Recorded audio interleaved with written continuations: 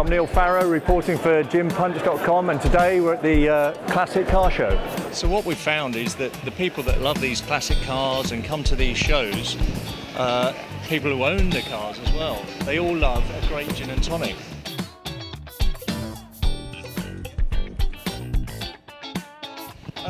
Quentin, we've found there's a sort of a correlation between the people that like and are into classic cars and the people that like gin and tonic. I know it's slightly tenuous, but it is a fact. There's a correlation there. What's your views on the new wave of gin? Is there any particular you're into? Well, how did you do your research? Look, all these bespoke exotic gins, I think it's lovely. It's like all the bespoke exotic vodkas. I think it gives you more choice, and they're interesting. A lot of them are British, which is wonderful. Yeah, we try and always make sure we push British first. You cannot obviously mix driving and drinking gin, but there is a time in the day when you can park your classic car in the garage and sit down and have a lovely gin and tonic. So look, mate, I'm all for it. So have you got any preferences at the moment? Well, do you know, if truth be told, I am a vodka man myself. I mean, there are loads of them. I should write them all down because the choice of gins is so great. And I have a friend called Gabby who likes a bit of a gin now and then, and she knows them all. All right. And that's great. But look, more choice to the consumer. It's great. Exactly. Support the British gin industry.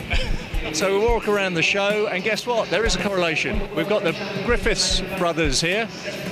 And I'm joined by Alex. Hi. Hi Alex, nice to meet you. Nice to meet you. So Alex, tell us about your product. How long have you been going? So we've been going since last May, so we're very new. We've only done 2 gins at the moment, but we've got some more in the pipeline. Our thing is cold distilling. And the reason we cold distill is we like the flavour that it gives us. Because the botanicals are not going under the same sort of cooking process, you don't lose all those...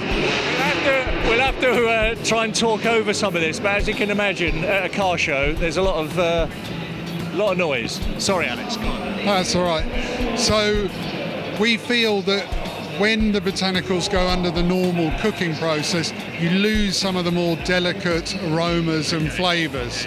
And so that is why we've decided on cold distilling. And we cold distill all of our botanicals just because we like the flavour it gives us. And it characteristically is a more smoother, cleaner gin than a lot of other gins. So you got 2 gins here. Can you tell us a bit about them? Yeah, sure. So our original gin is more of a citrus and floral gin. It's a combination of classic gin botanicals, and then we've got some Middle Eastern flavours in there as well. So we've got barberries, orange blossom, bay. The barberries give a sort of complexity to the flavour, but it's halfway between a sort of classic and contemporary gin. Our second gin is more herbaceous. It's an export strength gin, and we've put some rosemary, fennel in there. We've also used grapefruit and lime because we wanted a gin to go with either grapefruit or lime. And they're selling well at the moment? They're both selling really, really well. So where do you sell them at the moment? So we're slowly spreading out. We're in a lot of independent shops, but we're in a lot of majestic shops. So you're based around Amersham way, aren't you? Amersham, Beaconsfield way. So we're in a lot of independent shops, breweries, but we're in majestics. We're going to be on Masters and Malt fairly soon. We sell a lot online as well. So I'm at the Mason & Son stand, and I'm joined by Mr. Mason himself. Hiya, nice to meet you. Welcome. We're going around asking people about small batch gins, but on the back of that we're talking about small batch tonics as well. Fever Tree have obviously got a massive offering out there and everyone talks about it and loves it. But there's loads of other producers with tonic brands coming up around the country at the moment. So just wondered if you'd like to do a few blind tastes with us. Absolutely. So David, we've got our blind cups here. We've got 3 different tonics. Good. 1, 2 and 3. So when you're ready, I'm ready. dive in.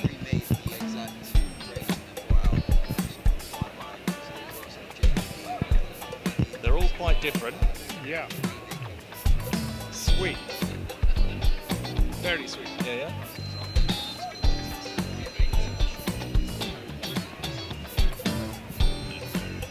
Better. It's getting better as we go.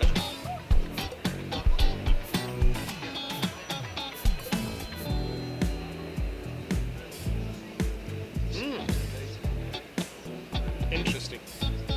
Right. So, I mean, too sweet generally, for me. The first one's too sweet. Yeah. Would you generally go for a light tonic then, perhaps? If that was an offer? If it's available, yeah. Which Yeah. I would say that one is. Right. This is quite nice on its own. Yeah, it is. I don't know whether it'd work with gin. I don't know what I'd be tasting, the gin or the tonic. Probably Yeah. the tonic with this. So that's your preference out of the three? If I was putting gin with it, I would go for this one. So if you're putting gin with it, you go for number two? Yeah. Yeah?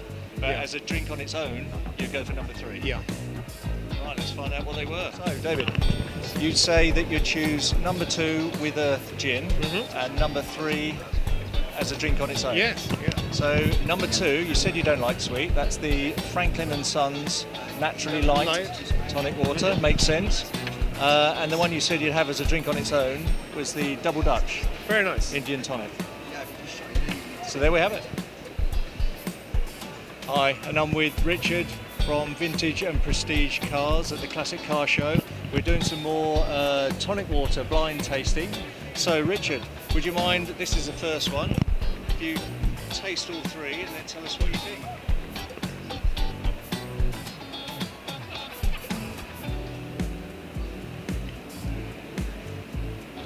Nice and lemony. Yeah.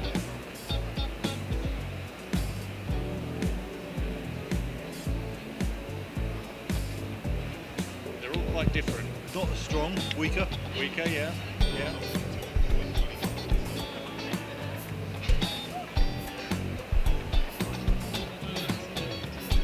In the middle, but I'd absolutely go with number one. Number one, yeah. Bigger, fuller, Bigger, fuller flavour. bigger in the mouth. Yeah. A pernicious little tonic with almost avuncular aftertaste. It's lovely. So number one's got what you Number you like a one's- tonic with a punch. I do. You got some heavy Number one's flavour. what I like. Yeah. No question. Second one a little bit insipid. Third one somewhere between the first and the third. The first one gets the vote. Right, we'll reveal number Okay. one. Number one was Fentiman's Tonic Water. Fentiman's Tonic Water. Yeah. You chose that because you thought it was more punchy. It was more punchy, had more flavour, more depth. Just it was more complex. Thanks very much. Enjoyed it. Cheers.